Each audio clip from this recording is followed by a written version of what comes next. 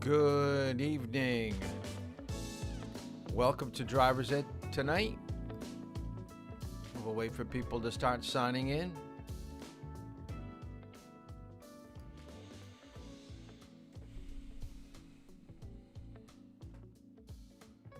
Hopefully you had a good day. Mondays are always rough.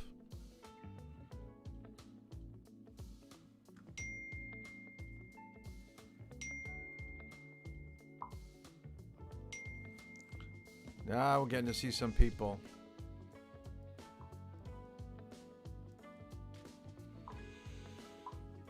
Let's start strong. Let's get everybody on.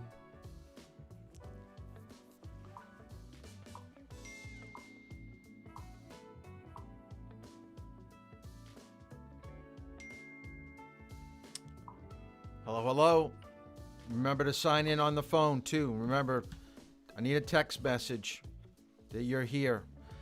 Remember, I look at the computer screen so I know who's kind of watching. But this takes attendance. This is where I can go back and find out who was actually involved at the beginning and at the end, and when we answer questions throughout the program. Hard to believe this is the last week of content that we will have.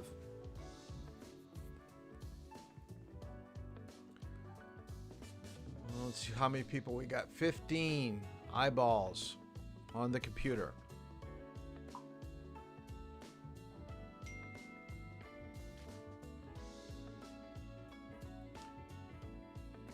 Drove with a couple of you this past weekend. I do have some more openings. I know people have been texting me. I'll try to squeeze you in as soon as I can. It's crazy right now. Getting you guys started and trying to finish up 2 other classes.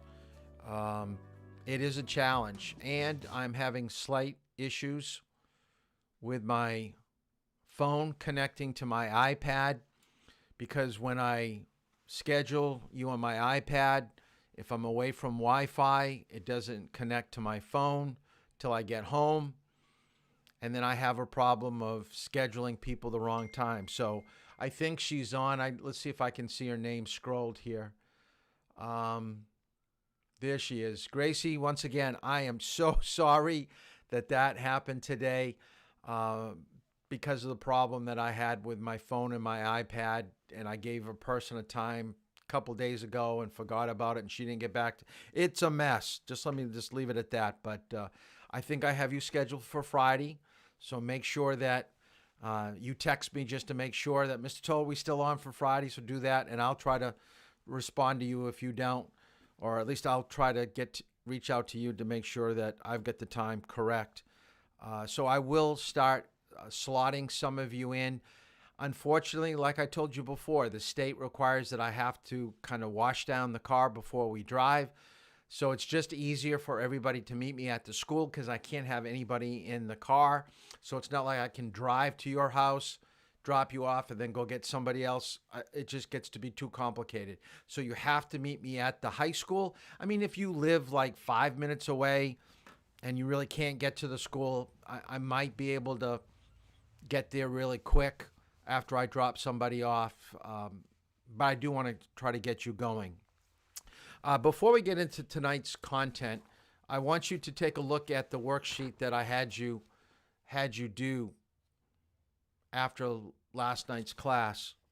Not last night's, last Thursday's. So if you have that handy, I do want to go over that so you just basically understand a few things about the highway. And we're kind of talking about the highway tonight in regards to being on a highway around larger trucks. We'll talk a little bit about in town with large trucks, but on the highways where you're going to get your greatest problems. So let me just go through the answers real quick from the worksheet. So if you don't have it with you, just write down what I say right now. So there are 12 questions, okay? A block of 6, and then at the bottom, block of 6. So if you don't have this with you, just write down question number 1. The correct answer was right center lane. Question number 2 Which lane should you use to go to Columbus? Question number 2, the answer was far right lane. 3, which lane is required to exit to Highway 56? Is far left lane. Question number 4, which 2 lanes can you choose to go to Miami? That would be left center lane and center lane. Question number 5, which 2 lanes of the expressway are ending? Would be far left lane, far right lane. Question number 6 is, what should you do if you are in the right center lane and you want to go to Lyndale? What you need to have written down was make a lane change, 1 lane at a time. You never want to go at a diagonal from 1 lane to the furthest lane on a continuous slant. So think of a lane change as being like steps. So you go from 1 lane, you move over, stay in that lane for a little bit, go up a little bit, then make a lane change, go up a little bit, then make another lane change, go up a bit. That's the best way to filter through traffic, 1 lane at a time. Never cut across at a diagonal. The bottom 6 questions. Which driver is moving to the deceleration lane at the correct point would be B. 2, which driver is moving to the deceleration lane too late? That would be C. 3, which driver moved to the deceleration lane too soon? That would be A. 4, which driver is following too closely? Is E. 5, which driver is in the correct lane for a left turn at the intersecting street? That would be F. And which driver is in the correct lane for a right turn at the intersecting street? That would be G. So if you have sent this in to me, okay, you get credit for it. Since I gave you the answers and you didn't do the homework, don't send it in to me because I just gave you the answers. So you don't get credit for that. So that's going to affect drive times. So I'll have to take a look at that. So tonight's topic is sharing the road with other users. For number 5, can you tell which lanes are ending? Let's see, let me, if I can get that up again. Hold on, someone asked a question. Go to the phone. Okay, for number 5, how can you tell which lanes are ending and which ones aren't? Okay, good question. Take a look at the sheet again, Grant. If you take a look at the picture, let me hold it up.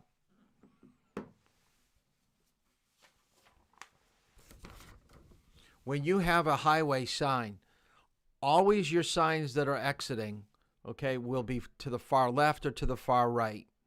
And if you take a look at the numbers, okay, 215A, and then there's 215B. A becomes before B, so you know A is going to be leaving before B leaves. And then over on the far left side has a left turn lane to get off a highway. You usually don't see a lot of left turn lanes on a highway. So that's how you would tell. Now, here's a good question. I don't know if you can see it. I'll hold it up a little bit closer. I don't think I have my autofocus on. Maybe I got it back a little bit. Let's see who could guess what state you're in. On this worksheet, by the information that you've got there, put in a text message to me what state you think that you're in. Let's see how smart you guys with geography. Okay, back to tonight's class, sharing the road with large trucks. At some point when you drive with me, usually around lesson 7 or 8, we will be going on to the highway, Route 4, to do on-ramps and off-ramps. Some of you will get to Portsmouth. We'll do the circle down there. We're going to encounter large trucks. Now, on a single-lane highway, being around a large truck, they're only going to be in front of you or behind you, which creates somewhat of a problem because you're not going to be able to see too well. But the biggest problem will be, oh, good guess, Florida, but it's not. It's not Florida. Connecticut, no. Ohio, yes. It is Ohio. Good job. Got it right. Someone else had a question. Yes, if you answer the questions through text messages, yes, they do count. Yes, that's good. That's what I want. Yep, that's fine. I just want to make sure I gave out the answers to you. So on a one-lane roadway, you're going to have traffic in front of you and behind you, okay? As long as you're paying attention to your following distance, as long as you're paying attention to your rearview mirror, okay, you should be aware of the large trucks behind you. It's not going to be that bad. The problem is what happens when you have them in the side of you, in your blind spots, and you have someone in front of you. You're almost getting boxed in. So what I want you to write down in your notes is that when you're on a highway and you've got multi-lanes, you should always give yourself one area for an out. What that means is that if things don't work out, if things are getting a little bit too crazy or uncomfortable, you have a place to merge to.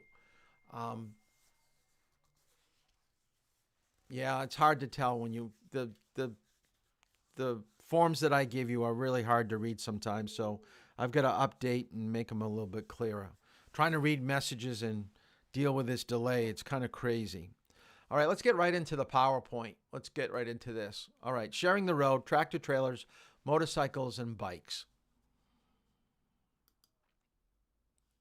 So please write down in your notes, with tractor trailers, you need to know these 6 bullets, these 6 points. The first one is the limits and the characteristics of a large truck. And I'm going to show you in a video in a minute that's going to explain it so you can see it a little bit more. But just know that a turning radius of a tractor trailer is not the same as a pickup truck or a car. The weight of the vehicle is going to cause it to break a lot longer. So the length of the truck with the weight of the truck is not going to make it like your vehicle. So don't drive around these vehicles thinking they can do exactly the same thing that you do. Okay? They're going to act differently. So if you know that it takes them longer to stop, longer to pick up speed, you're going to be able to change lanes and get into an area that is going to be best for you. Wide turns in the city is a big one. And the slow starts and the no zones right down is really important, especially for the final. A no zone is a blind spot on a truck that you should not be traveling in.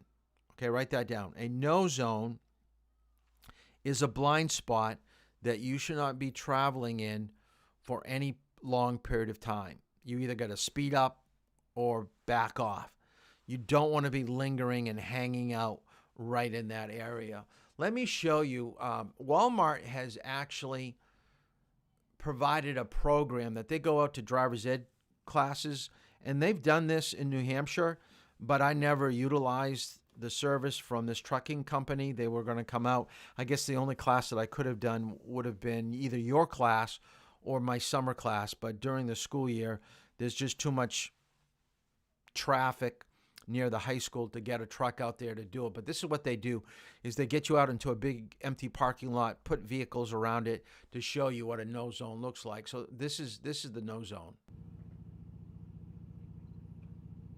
No zone, that's an area around a large commercial vehicle where we have trouble seeing cars and vehicles that's in close proximity. And the idea of this program is to share this knowledge with individuals that may not understand that we have difficulty seeing cars that are maybe right beside us. Never assume that a truck driver can see you. Make sure that you see the truck driver's face, make sure he sees you. If you find yourself on the right side of a tractor trailer, always assume that driver may not see you. And if you assume that and move forward or slow down and get behind him where he can see you, don't hang out in those blind spots. And when you're following the truck, we normally set up a car 65 feet behind the truck. And that represents about 3/4 of a second in travel distance. So if you're following a truck at 65 feet, it looks like a pretty far back, but I can't see you. Remember the dump truck over on the side? Yeah. See it? Back of it. You have to lean forward though, don't you? Yeah. We have opportunities like this with the kids to share this type of information with them. It's a first-hand learning experience. When you see something hands-on, you tend to grasp it better and And so we hope that these kids here today will go out on the highways and realize when they're beside that large truck, that driver may not see them. And if a driver can't see them, if he changes lane, it can result in a very severe collision. I really like the idea of hands-on. I think part of learning is seeing and doing. So the more that you can put yourself in the situation of a truck driver, and I kind of like how the girl had to lean forward. And notice they have multiple mirrors on the sides of their vehicle, so that will help eliminate. And now that we're getting technology with cameras, it's not going to be too long before they're going to have cameras on all sides of the truck, and they're going to have a monitor just like your backup camera in your car, so they'll be able to see everything. But remember, those large orange dump trucks were out of his vision. He had no idea that they were there. So people driving around in these older semi trucks, and they don't have the technology, or they're not skilled as a driver, they're going to lose you when you're just lingering in those spots. So let's take a look at one other video that a trucking company provided to me for how to deal with them. So let me show you this one.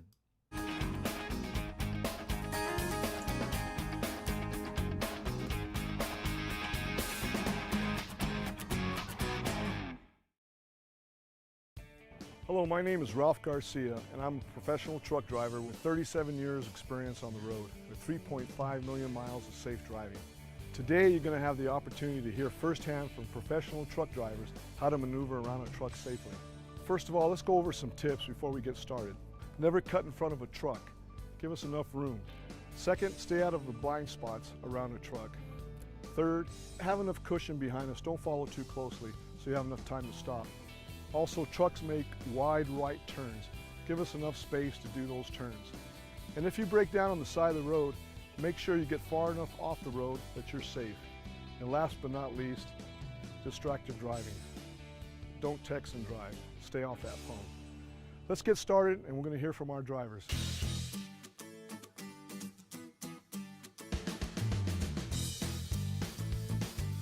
Hey, I'm Alan Boyd. I've been driving trucks professionally for 35 years. I know I don't look that old, right? Scratch that, don't answer. What I've learned is the right side of this truck is the largest blind spot we have. This blind spot can actually go over 3 lanes wide. I can lose a whole tractor and trailer.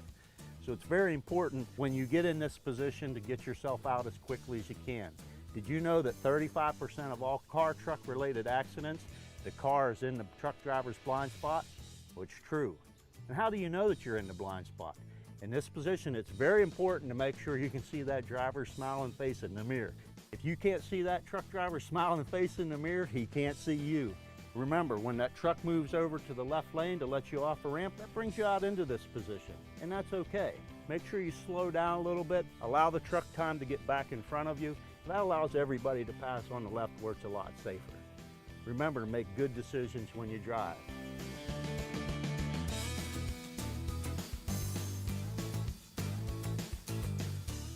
Hi, I'm Alfonso Lewis. I've been a professional truck driver for 28 years, have 1.4 million safe driving miles. And today I want to talk to you about the rear blind spot of a tractor trailer. First of all, I want to tell you where I do not want you. I don't want you tailgating me. You know why? If I make a sudden stop, guess where you may end up? It's right here. I don't want you there. One other thing, I'm a big guy and I drive a pretty big truck. If there's an object in the road, I can straddle it. And if I straddle it and it comes out and you don't see it, you will not have time to react. Think about that object as an alligator. You don't want the alligator to bite you. So I want you 20 car lengths behind me where I can see you. If you can see my mirror, you're in a safe spot where I can see you and you can see me. And that's where I want you at.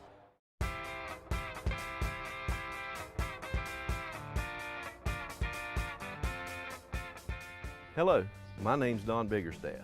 I'm a professional truck driver. I've been in the industry for 37 years and have accumulated 1.4 million safe driving miles. And I'm here today to tell you about one of the blind spots that we have on the truck. The left side, the driver's side. We see you best out of this side from our vantage point in the truck. And this is the side that we want you to pass us on. But I need to make it clear, we do have a small blind spot located about where this car is, right behind the driver's seat in the truck. If you're in this position, we could lose you in our mirrors and not see you. So if you find yourself in this spot beside the truck, we want you to safely maneuver on around us. That keeps us safer and you safer. And really, that's what the Share the Road program is all about.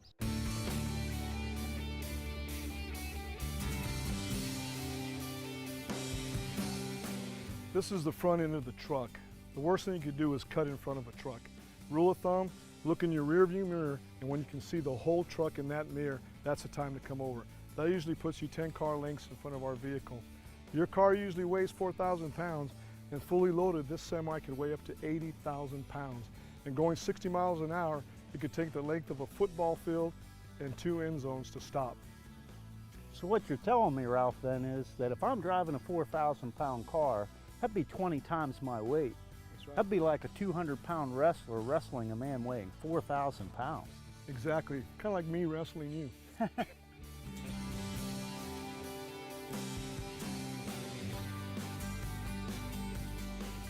As a professional driver, I use every means possible to see out of my vehicle. Of course, I don't have the luxury of looking in a rearview mirror like you do in a car, or throwing my arm over the seat and looking at the back windshield. I have to use the tools that's been given me, my windshields and my mirrors, to see what I need to see. That's why this front windshield is so important. It's like my big screen television. It allows me to see what's going on out in front of me. 2 other important tools that I have are my mirrors on each side, outside of the truck. I have my right mirror, which allows me to see a narrow path down the right side of my trailer. However, not 2, 3, and 4 lanes over. The mirror on my left-hand side, with head movement, I can see better out of that one, which is the side we want you to pass us on. No matter what I'm doing, I have to focus on my driving. And that's what we want you to do. Because if we all stay focused on the highway, it'll be a much safer place for all of us.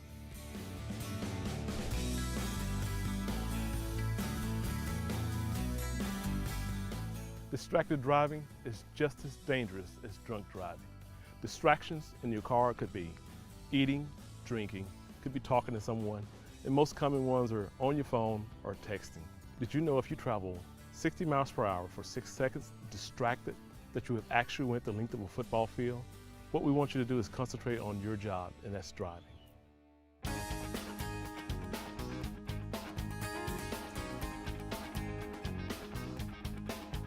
You know, we had a lot of fun doing this video, and I hope you got the understanding that we're very proud of our record and we're very passionate about safety.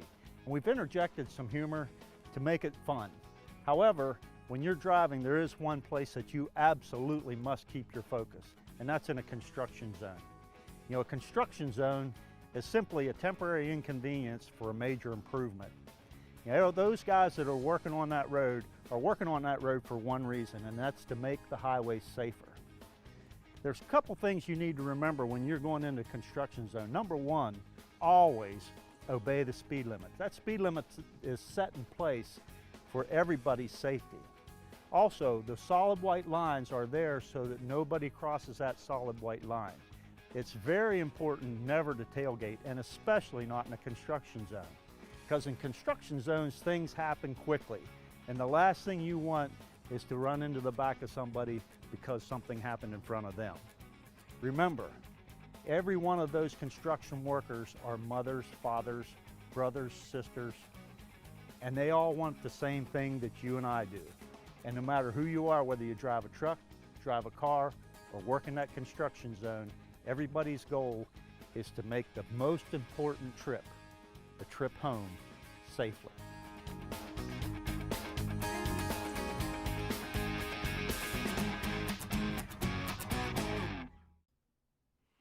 Okay, there are 2 other things that they really didn't get into that are kind of unique to New England and maybe out on the West Coast. Let me show you. I wrote it down on my whiteboard here. So I want you to write down runaway ramp and traffic circle. Okay? With a runaway ramp, what is happening is you're going down a very long mountainous road, and the brakes of a large truck are going to start to overheat and they have something called brake fade.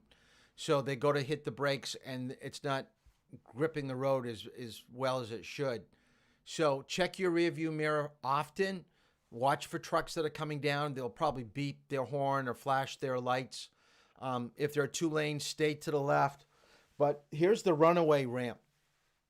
And the runaway ramp is made out of dirt or gravel.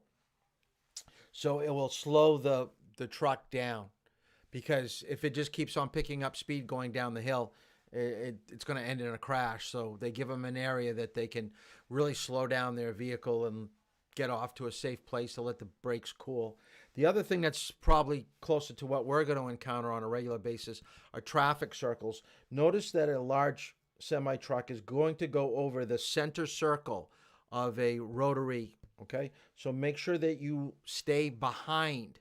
Always stay behind a large truck in a circle. Never get beside the truck at all, because what will happen is that you're going to get caught with them going around, and their back end is going to get very close to your vehicle or bump into it. So runaway ramps, traffic circles, be aware of large trucks. Now, back to the PowerPoint.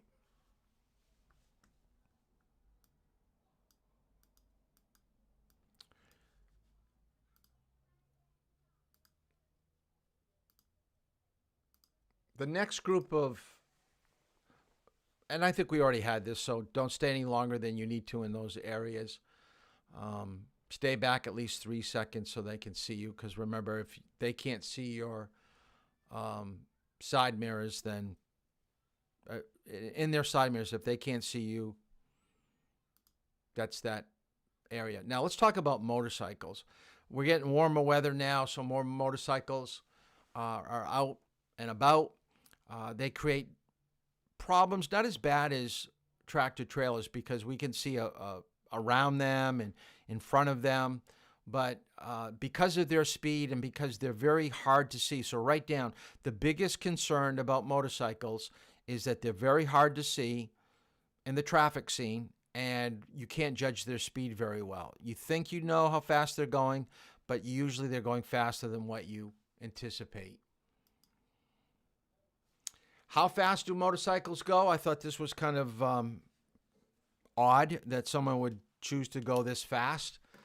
This is actually an article from New Hampshire that they believe that he was up to 185 just north of Concord in Canterbury on I-93. Okay, that is insanely fast. You're not going to see him until he's right on top of you. It's going to create a problem. Now, because of motorcycles being so fast and so thin, they try to squeeze through. And I want you to write down this term, okay? Lane splitting. So in the YouTube comments, I want you to write down lane splitting so I know that you're here. And I want to show you what lane splitting is. Now, in some states, lane splitting is legal, like in California. That means that if there are, let's say, 2 lanes, they can go between the right lane and the left lane as long as they don't exceed a certain speed. And traffic doesn't go above a certain speed. So let me show you, and be very careful when you're driving. You use your side view mirrors frequently in warmer weather, because bicycles, motorcycles do come up on the right side of our vehicle, and we have a tendency to not to know that they're there. The first part of this video clip will actually show you someone that gets caught in the right side mirror area. Yeah.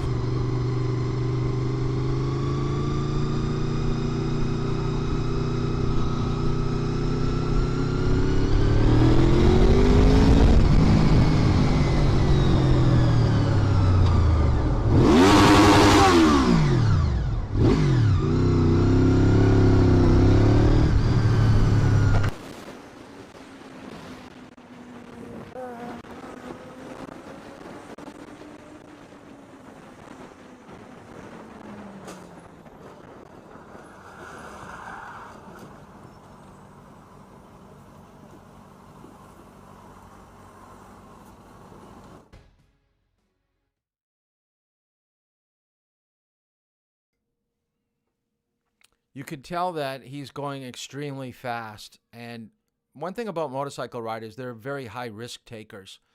You can see that the flow of traffic is much slower than what he's going right now. So here's typical lane splitting. So what will probably happen is one vehicle will start to move. See, one vehicle started to move to the left, causing him to lose control of his bike. Now, we got GoPros on all these vehicles, on helmets or on the motorcycles, so that's why we're seeing this. And he's coming up to a rotary right now, but his speed is way too fast, and he's going to lose traction. The back of his bike started to fly out, and that's what caused him to lose control. So when you're around a motorcycle, think about what they're doing. And here's another person, doesn't like the flow of traffic, so he's going to start going between, lane splitting. Ёбаный дурак, блядь. Ой, господи, Настя, остановись. So that gives you an idea of how dangerous it actually is for motorcycles. So here are some of the facts that I want you to write down. And because we're in our last week of content, the final will have a lot of questions on what we've covered in the last 4 classes last week. And today and tomorrow are really the content days. Wednesday will be review. So today and tomorrow will definitely have questions on the final. So make sure that you write down these bullets. So the first one here is that don't always blame the motorcycle. We can look at crash reports, and statistics show us is that it's almost split down the middle, 50-50. So you may go a little bit up or a little bit low from year to year, but it's not a high percentage where it's the automobile driver at fault or the motorcyclist. Is that they both have done things that shouldn't have been done that really contributed to the crash. But the thing we need to remember is that motorcycle riders have the same rights and responsibilities as any roadway user. So don't think that you can squeeze in next to them. Don't think that you can crowd them in certain areas. That isn't correct. So as I told you before, they're very hard to see. You can't judge their speed. And the thing I want you to write down is remember, when you are behind a motorcycle, they stop faster than you. Do not think because you've got 2 car lengths, 3 car lengths, we don't want to use that for following distance anyways. We want to use 3 seconds, 4 seconds. But they're going to stop a lot quicker. They're lighter. They have better control of their front brake and their rear brake. So don't get too close. Stay back, especially if they're in a pack. Left turns, I want you to know this for the final. The problem is twofold, is that we just don't see them or judge their speed. And a lot of times when we make a left-hand turn is that we're in a hurry. So in your notes, when you see a motorcycle, absolutely you need to know that you can make it. Because if they hit the side of your vehicle, you're in their lane, you've crossed over into their lane. If they hit you on a left-hand turn, they're going to find you at fault, but it's the cyclist that is going to get injured worse than you. So your insurance company, or if you have no insurance, you're going to be paying a lot of money because you're at fault and you just caused a serious crash. Left-hand turns are so dangerous. Now, I'm going to be taking all of you out in the car. Part of driver's ed is in-car training. So I get to see how you drive, how you understand traffic flow and laws and things like that. But what do motorcycle riders do? How do we know that someone is actually a skilled motorcyclist? How do we know that they've been trained adequately to be on a motorcycle? Now, you need to get your operator's license first before you get your motorcycle license. You need to know traffic laws, so you are going to take a written test. I mean, I guess you could just go through the motorcycle course, which is kind of like a driver's ed classroom, and then they take you through a course, and I'll show you a video in a minute. But what I'm trying to get at is that they're not going to sit in the back of a motorcycle and watch you control a motorcycle. They actually get in a different motorcycle. They follow you on the road, and they see how you interact with traffic. Now, I'm going to show you a video of someone that's being trained on a motorcycle with his instructor behind him on a motorcycle, and they are connected with a microphone and headphone, and they're communicating back and forth. So the instructor, like I'm going to do with you, is guiding them to what to look for and what to do. Watch this. Okay, let's get in the left lane. So he's really trying to teach them of how to look at intersections where cars are going to possibly pull out in front of them. So let this truck go ahead. Yeah, leave lots of room.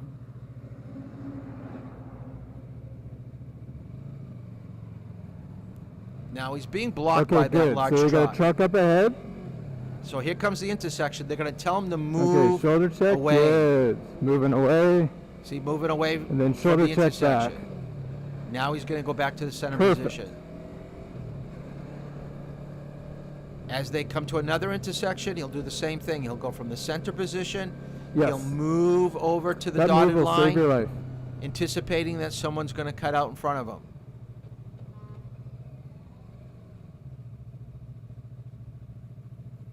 See, right now, that truck driver has no idea there's a motorcycle behind him if he wasn't paying attention earlier. Yes, Because okay, right now ready to he's do it totally again? blocked. So he should be staying back. Now notice he goes back over to the right, away from where cars are turning. Right. Excellent.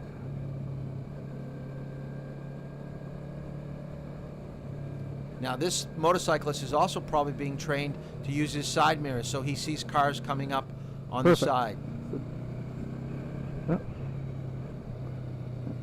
Always going to the right when there's cars getting And ready to back. turn Ah, left. it's awesome. Perfect. So that is part of motorcycle training. Now in New Hampshire, we do it slightly different. We actually take you out to a course and they have you do cones, stopping, balancing. This is basically what your motorcycle in New Hampshire, this is what the class kind of looks like.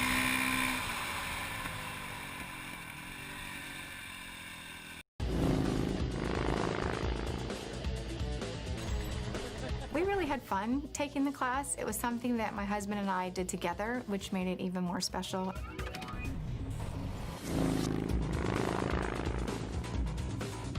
I thought, boy, this is going to be, why am I going to go do this? I've been riding so long, there's nothing I can, what are they going to teach me or what are they going to show me?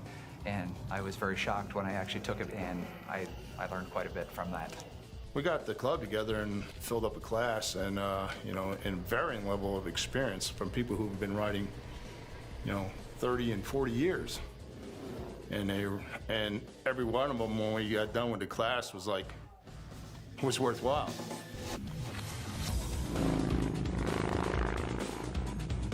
For my family, the very first step of getting into motorcycling was signing up for the motorcycle safety course. Because even before we went out to invest money in buying a motorcycle, it was important for us to learn the intricacies of riding the bike, and you certainly want to be prepared for the road risks. Since taking that course and learning at least that one technique alone, it's probably saved my life at least 15 times.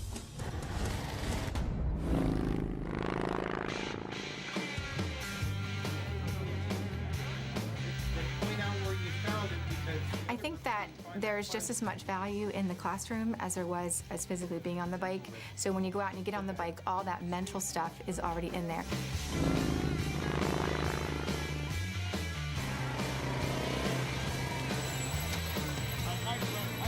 The instructors were very friendly, and they didn't make you feel uncomfortable or weird that you hadn't ridden before. They just eased you right into it. They have you just kind of walking the bikes along as they're on, and you start going around in circles, then you progress into weaving in and out between cones. And the instructor stood in front of the cones, and at the last moment he would point left or right, and you had to do like an evasive move. It was just that last split second which way to turn, and if you make a mistake, then you learn from it. He actually threw it was a piece of block on the ground, like a 2x4, and you actually, instead of going around it, go right through it. It just teaches you that if something's on the road and you're going like 55, 60, there's no sense of trying to go around it. You can't, because you ain't gonna have time to look left and right. Just go right straight through it. you're constantly scanning ahead, and that's one of the things they teach you in the course. You are looking at the car in front of you, but you're actually looking further down. You're watching those intersections on your side. You know, and these are some of the things that that I never thought about, but the course talked about.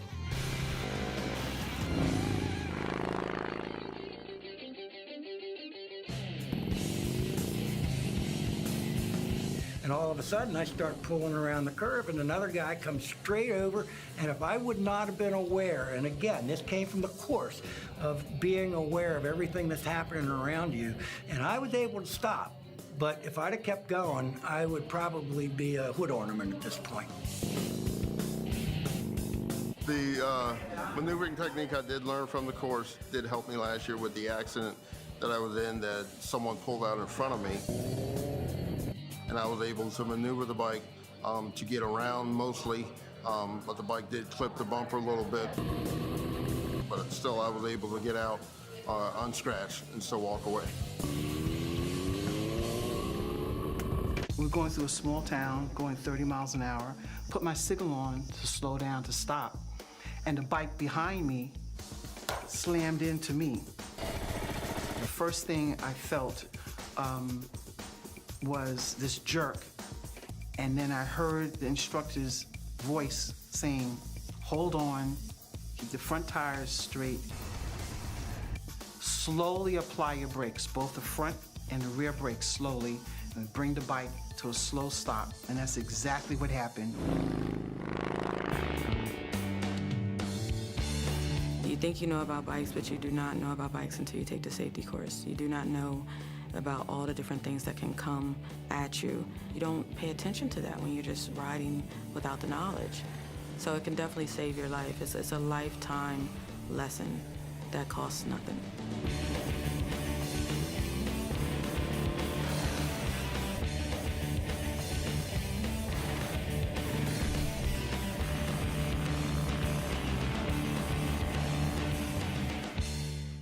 So that's very close to what we have here in New Hampshire.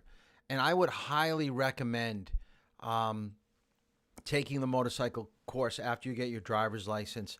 Like I said, it's about a 2-day class. I think the first 4 hours in a classroom, and then the last 4 to 6 hours, they actually take you out and do a course obstacle situation scenario like you saw right there. Here are some pointers that they're going to cover about the adequate following distance that you should have behind you, in front of you, lane usage, like we said before, making sure that everybody can see you because you're so small. As an automobile driver, don't move next to a motorcyclist.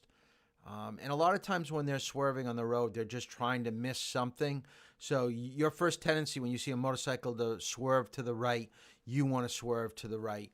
It may not be a big issue for you, but for a motorcycle, because of their balance, they have to do something like that because they don't want to get thrown from the bike. These areas will create a problem for a motorcyclist, is crosswinds from open areas like fields, going over bridges. Road surfaces will definitely be a big problem. So potholes, cracks in the road, railroad crossings because they're lifted up, and metal bridges especially.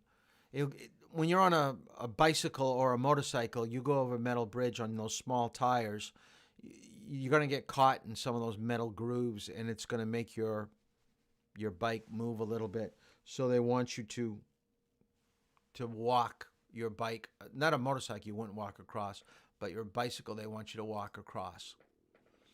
We already talked about the safety course. Here's a phone number. I think it's in the new manual. This was taken from the old manual. They usually do it on the weekends. They do have a course offered in Durham over near the lodges. They've got a place that they'll set up, and they have two choices. You can do the novice course, or you could do the experience course. And I think it's around $300 for the 2 days. And the nice thing is you don't have to take a license test if you take the motorcycle. So in your notes, if you want a motorcycle license, you have two ways to get it.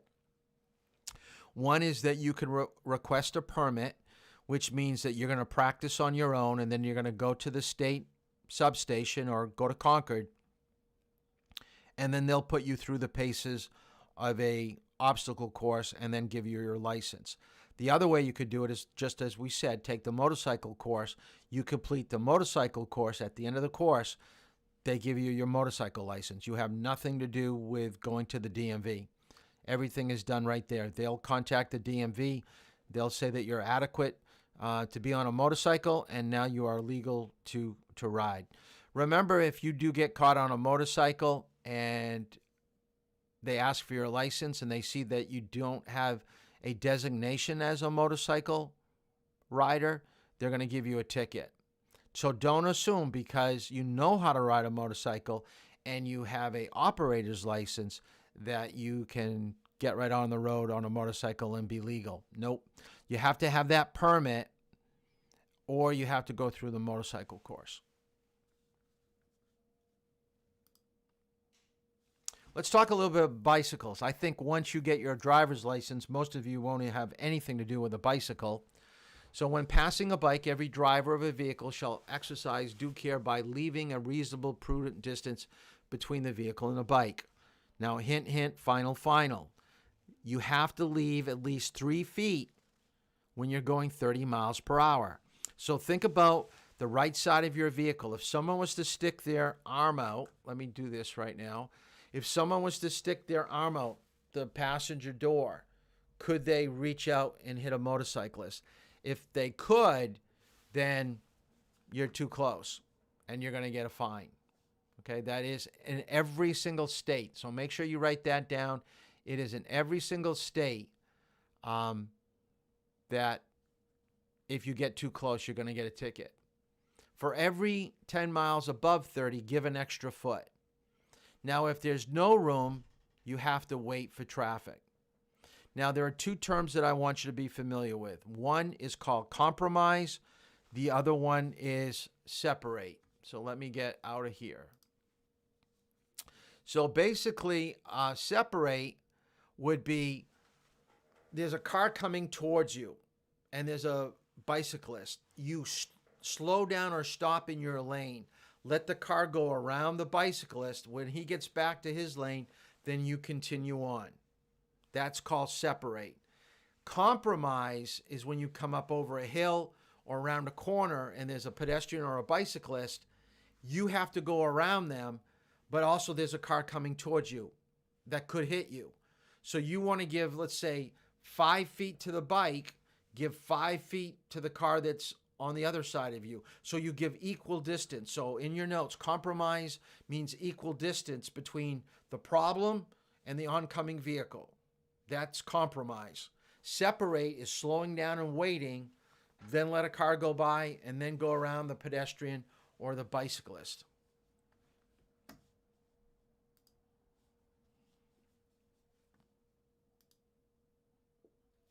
So let's take a look at bike safety. Now, they also blend in motorcycles here. This is the only thing that I could find for bicycles and for motorcycles.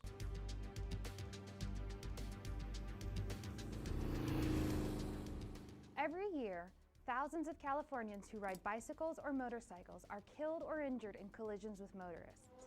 Sometimes the cause is the cyclist's behavior. Sometimes it's the motorist's lack of attention. Let's look at some safety tips for sharing the road with bicycles and motorcycles.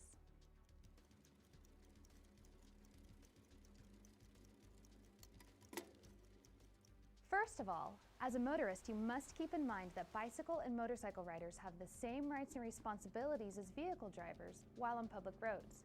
Respect their right-of-way because they are entitled to share the road with you.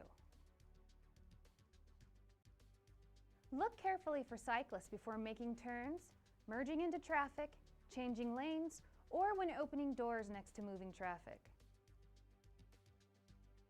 Look over your shoulder and use mirrors before changing lanes. Motorcycles can come into your lane within seconds, which is why looking over your shoulder is essential each time you change lanes. Road hazards such as potholes, gravel, wet surfaces, Pavement seams and railroad crossings pose hazards to cyclists. They may cause them to vary their speed, change direction, or fall suddenly. Drive attentively and be aware of how these conditions affect cyclists.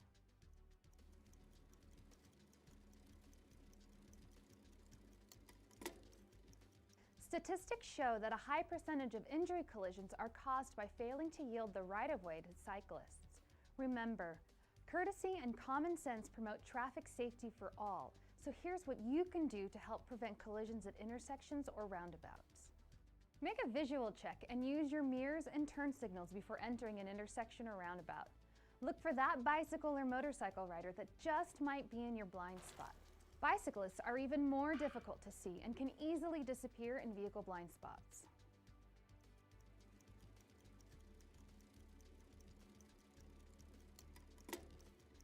Follow the right-of-way rules. Remember to yield to any vehicle already in the intersection or arriving first, or to the vehicle on the right that reaches the intersection at the same time as you. This includes bicycle and motorcycle riders. Never assume cyclists will give you the right-of-way.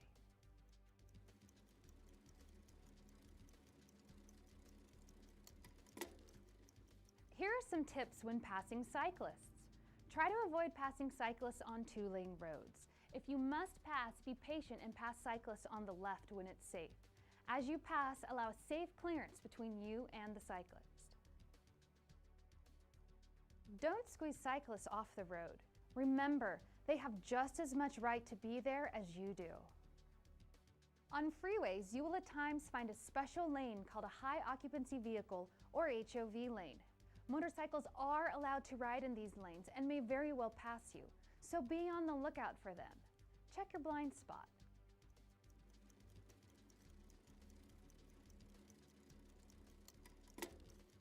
The roads are crowded enough, so the best way to prevent a collision is to distance yourself from other vehicles and cyclists. This gives you more time to react and space to maneuver. Allow a cyclist a full lane width. Although it is not illegal to share lanes with cyclists, it is not safe. Allow a 4-second following distance for motorcyclists. You will need this space to avoid collision should the rider fall.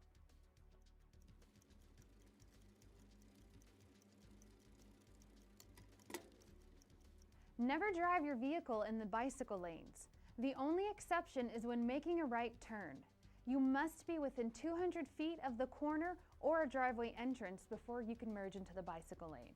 Also, do not speed up to overtake a bicycle just before making a right turn. Merge into the turning lane behind the bicyclist, then make the turn.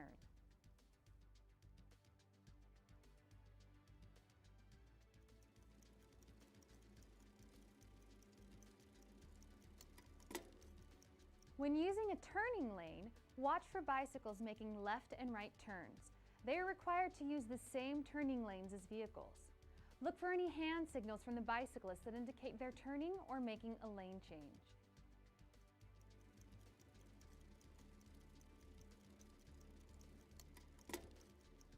One final thing you may not be aware of. Bicycles and motorized bicycles are lawfully allowed to ride on certain sections of freeways when there's no alternate route available to them and when signs are posted. As a motorist, remember to keep in mind that bicycle and motorcycle riders have the same rights and responsibilities as vehicle drivers while on public roads. They are entitled to share the road with you, so please respect their right-of-way. Make the roads a safer place for everyone. Okay, a couple things that they did not mention that you should be aware of. Everybody should remember their hand signals. So remember right, left, stop. Okay, so hand up and point to the sky, right, straight out, left, arm bent down is slow or stop. The other thing they didn't mention is as a automobile driver, when you're parking in the city, and now this happened in Durham, before you open your door into traffic, into where the bicycle lane is, you should look in your side view mirror and do a shoulder check before you open up the door. Do not just look in your rearview mirror or don't look in any mirrors and just open up your door. It's called dooring, all right? So dooring, D-O-O-R-I-N-G, dooring. So write down in the comments that you understand dooring. So what happened in Durham, a driver opened his door, a bicycle hit it, went over the door, flipped over the door, hit his head on the pavement, and he was killed instantly. Happened in Durham. Dooring. Okay, it happens around. We have bike lanes in Durham, so be extremely careful with that. Bicycles cannot ride on the sidewalk. Okay, bicycles are supposed to be in with the flow of traffic, and remember, you're going with traffic. Walkers, joggers face traffic, but anything with wheels goes in the same direction. So you need to remember that. So dooring is what I want you to remember. Write that down, put it in the comments.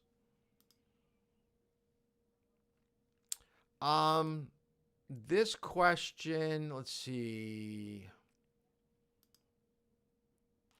Down at the bottom, I want you to write down, a person under 16 should have a helmet.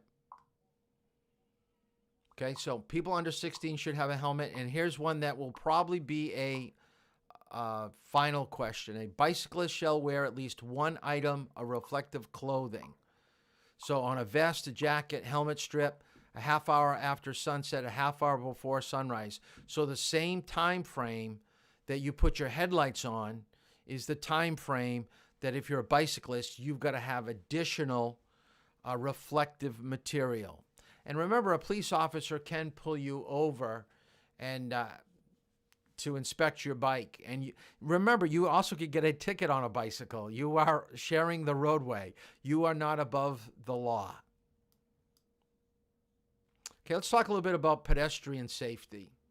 So pedestrians have the right of way when they're in a crosswalk, using a sidewalk, crossing an alley or a driveway. If they're blind, we know they're blind because they've got a guide dog with one of those, vest on.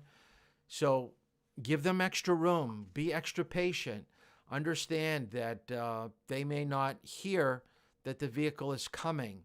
So what I'd like you to write down in your notes is that you should stop at least 10 feet from a blind person. Okay, 10 feet. The very last sentence here. You should be at least 10 feet away from a crosswalk, or even if they're jaywalking, you should not get close to a blind person because they're not going to be able to hear you. Now that we've got cars that are so quiet, their guide dog may be reluctant of letting them cross the street. The dog will actually pull back a little bit. So let's take a look at how they actually train pedestrians, especially young pedestrians around schools, of using crosswalks and crossing roads. This is the intersection of North Military Trail.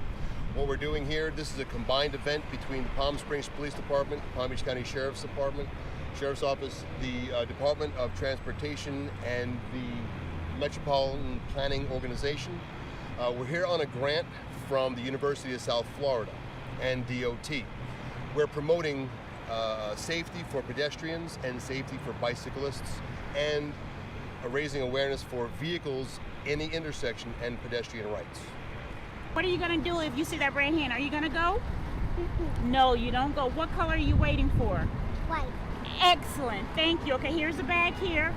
So we're going to know, and you stay on that crosswalk, okay? Great job. When a pedestrian is crossing a street that is controlled by lights and a crossing signal, the pedestrian has to wait for the signal to change from a red hand to a white walking pedestrian. The person will then have approximately 38 seconds to cross the street. They have to do so within the crosswalk in the allotted amount of time. For a pedestrian and or bicyclist not using the crosswalk, the fine is $64.50. If you don't cross within the crosswalk, motorists are not going to expect you to be there at that specific point of the roadway, and that's where the vehicles have the right of way. In the intersections and the crosswalks, the pedestrian has the right of way. Bicyclists, when they're on the sidewalk, have the same responsibility as a pedestrian. At nighttime, they have to have a white light on the front of the bicycle, and they have to have a red light to the rear of the bicycle. The biggest problem I see with bicyclists is as they're riding on the sidewalk and or the bicycle lane, they just decide to change lanes in the middle of the road, or they don't wait for the light to change and they just dart across the road. If they're in the roadway, believe it or not, a bicyclist has to obey all the traffic laws as a motor vehicle does. If they are using a motorized bicycle or a scooter on the sidewalk, the fine is actually $166 and 3 points on a license. Wait for the light to cycle where it's safe for you to cross. Cross only when that pedestrian signal indicates you to cross. Don't cross in the mid-block where cars are not going to expect you to cross. That's where a lot of people are getting hit. What we see a lot in this intersection here is people will get off the bus, they'll wait for the bus to leave, and they dart across the street. Now here they're darting across 6 lanes of a highly used highway to get to the other bus stop, which is on the other side of the road. It's not safe. It's very dangerous. This is where we get people killed. Anything you'd like to add? Just be safe and be seen. Good to know that somebody's helping us out, you know, because we almost get hit daily on the road riding our bikes from to work. So it's a nice thing that you guys are out here. Okay, just to recap what they said, because a lot of you are having I haven't driven with you guys yet, but a lot of my students, you've got to remember is that you can only turn right on a red light at an intersection where there's crosswalks if it is a solid hand. Solid. Anytime the hand is flashing or the countdown is going down, even though there's no traffic around, even though there's no pedestrians around, you cannot turn right on red. As a pedestrian, you should look for a crosswalk. Even if it means walking up the road a little bit, it gives you safety to cross the roadway. Now, in some states, yes, you can cross the road without a crosswalk, but only when it's safe. You're taking the risk of doing that. You don't have the right of way at that point. So you're doing that at your own risk.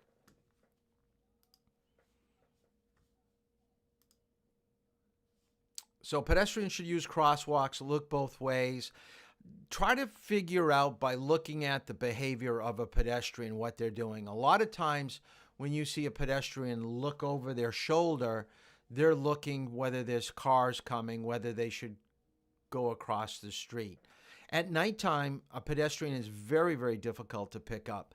So look for light clothing, anything reflective that should gravitate your eyes. Make it easy to see a pedestrian. And you shouldn't be walking on an interstate highway, unless, of course, you're broken down. What could happen as a driver if you're not paying attention and a pedestrian's not paying attention, or a pedestrian is young? You got to remember, young kids don't have the judgment and the reasoning of what is safe and what is not safe.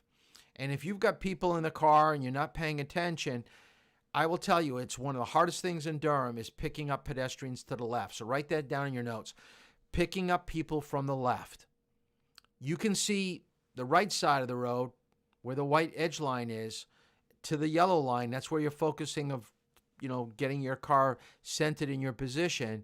But people are not seeing pedestrians walking out towards the middle of the roadway. Let me show you a commercial that they had for young drivers dealing with pedestrians. This is the intersection.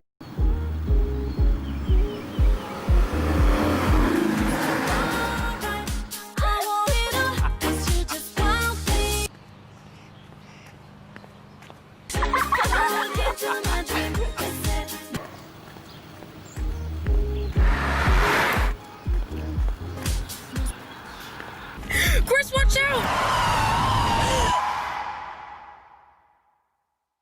I'll never forget that day. The week before graduation. We were so excited.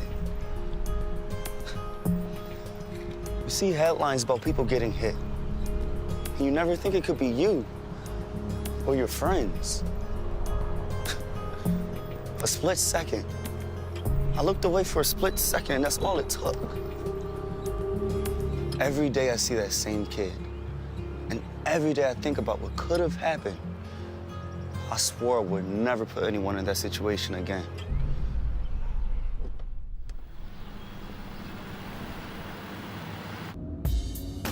It wasn't so long ago I was walking to school.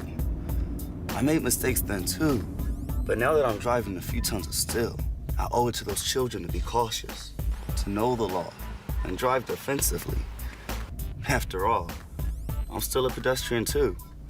When I'm walking to my car or across campus, you never know what you're getting into.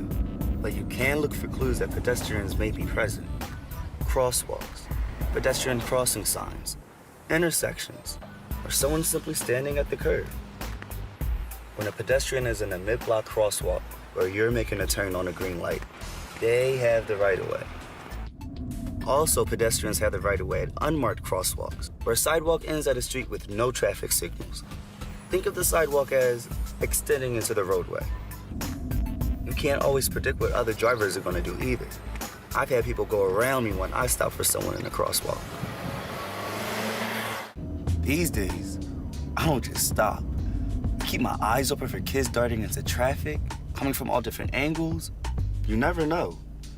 Kids can be unpredictable, so expect the unexpected. Like here. Kids cross here all the time.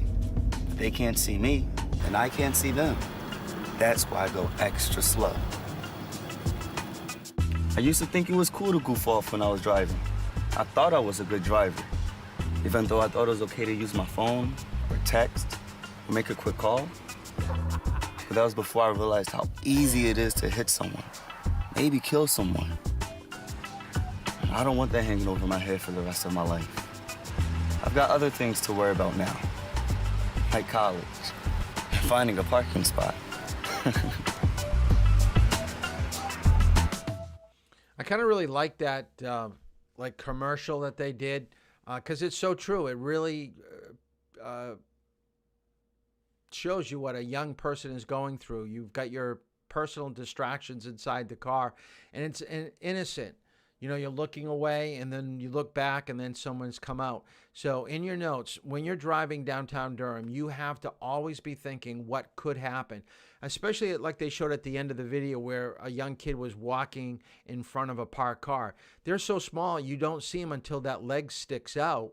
So you've got to stay left of center away from those parked cars to give you a little bit of room if he pops out real quick. And like you said, you've got to go at lower speeds.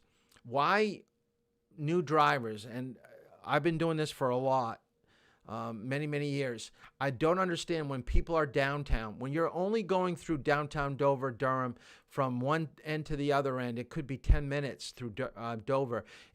Going through Durham is less. It's probably less than 5 minutes to go from the Circle to Circle K. Go slower. You're not going to lengthen your trip any longer, but you are going to protect yourself if anything bad happens. So go at a lower speed when there are more things that could happen.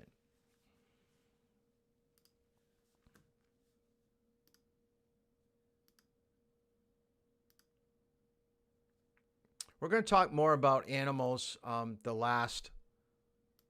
Wednesday. So there are the move over law. Write this down. Okay, the move over law is in every state, which means that, let me get to the bullet, means that in every single state, if there's an emergency vehicle where a police officer, EMT, or firefighter are up and they're directing traffic, you have to obey what they're telling you to do. And reducing your speed, they mean by a lot, like cutting it in half. And when they say vacate any lane wholly or partially, that means is get far away from it as you possibly can. Let me show you two examples of that. The first, you'll notice that a police officer is giving out a ticket to a woman and someone hits the police officer. He actually gets thrown up in the air because someone got too close, didn't realize how quick that they are to the police Every officer. year, thousands of law enforcement See? officers Now are watch. injured Boom. or killed by Right passing there. vehicles on our nation's roads and highways. These tragedies See, he's don't able to have get up happen. and move Whenever an away. emergency vehicle has its lights on, move over away from the emergency vehicle. If you can't change lanes, So this because is of traffic, vacate or wholly. if you're traveling on a 2-lane road, slow down at least 20 miles per hour below the posted speed limit. Help protect the officers who protect you. Please move over, and if you can't, then slow down. It's the law. Okay, let me show you another commercial that shows you the vacate. You actually need to leave your whole lane. Don't stay in your lane at all if you can get all the way across.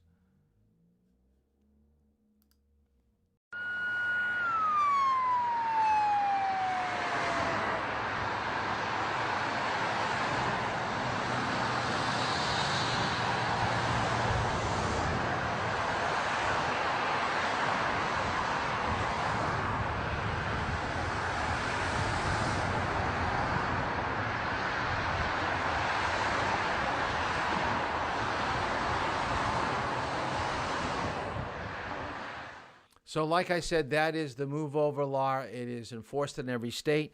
I've actually had a Durham police officer tell me that they were writing out a ticket and someone came too close to where they were. They were so upset by that person that got so close. He left the person that they're giving the ticket to get into his cruiser to go after the person that got too close.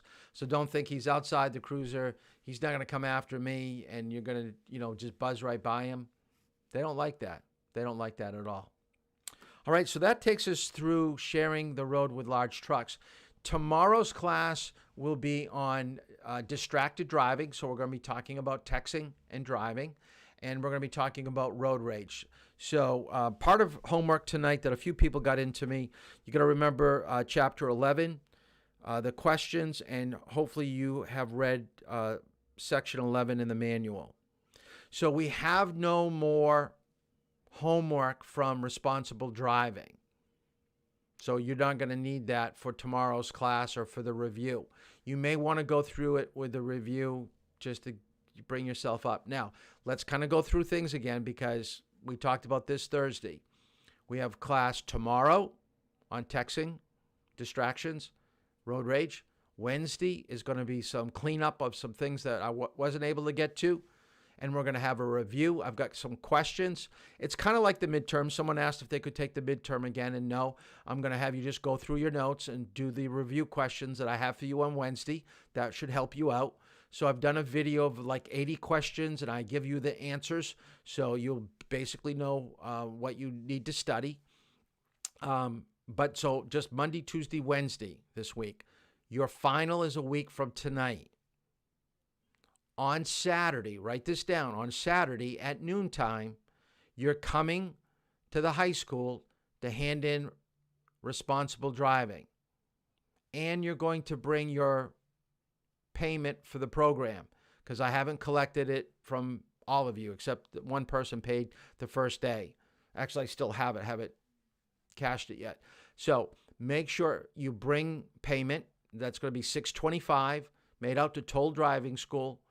With your textbook, put it in an envelope with your name on it and put the envelope in the textbook so when you hand it to me, I'll be there with a bucket like when you picked up the book because I've got my new students coming to pick the book up because they start class next week. So need the textbook, I need the check. I'm going to continue to fill in my holes. I've got holes on Wednesday, Thursday, and Friday. A few on Saturday morning. So I'm going to start getting a hold of some of you to start putting you in. So I hope to get to a lot of you. Okay. But a lot of it's going to be like who is answering the questions, who's been doing their homework, and who's got an early birthday. Later birthdays, I'm going to have to push you back a little bit. But those that are doing everything they're supposed to and they're already 16, got a lot of driving in with their parents, will be getting most of their empty spots that I have. If you've got any questions, you can text me. Make sure that you get in your homework that is still left outstanding that you haven't done. And we'll see you tomorrow night at 8 o'clock to talk about, the homework. Stop. Here's the homework. Okay, I'll try to make a sheet and put it on Facebook at least by tomorrow morning. I want you to find a fine for texting with the last name, the first letter of your last name. Okay, my last name is Toll. So this is your homework. Go to the first letter of your last name. If there's no state with that letter, then go to the second letter in your last name or the third letter in your last name and go online and find out what is the penalty for texting and driving. Okay, so my name is Toll. I'd go online, I'd Google Texas or Tennessee, and I'd find out what is the penalty for texting and driving. I will tell you what the penalty tomorrow is for New Hampshire. The other thing I want you to do, it should be really, really easy, is get an article on Levin was due basically either at the beginning of today's class or at the end of class. So it's right on the sheet. So when you see the topic that's being discussed, it means have it in before class. If not, get it done right after class. So the notes that I give you should help you answer it. That's fine too, as long as I have it normally by that day. If it's a little bit late, I'm not going to bang you for that. But for road rage, do a road rage article like you did with drunk driving. Okay, I want a road rage article. What could have been different, right? In your text message, this is how it should have happened. This is what should have, they should have driven home, should have gone to the police station. They should have never, aggravated the person. You tell me what you think could have been done differently from that road rage article. So find a road rage article. How could it have been different? Text that link to me and your comments and do the texting fine, and we'll talk about that tomorrow. So pretty simple homework. Shouldn't take you more than 15 minutes. So that's what we got about left for tonight. So we'll see you tomorrow at 8 o'clock. Have a good evening.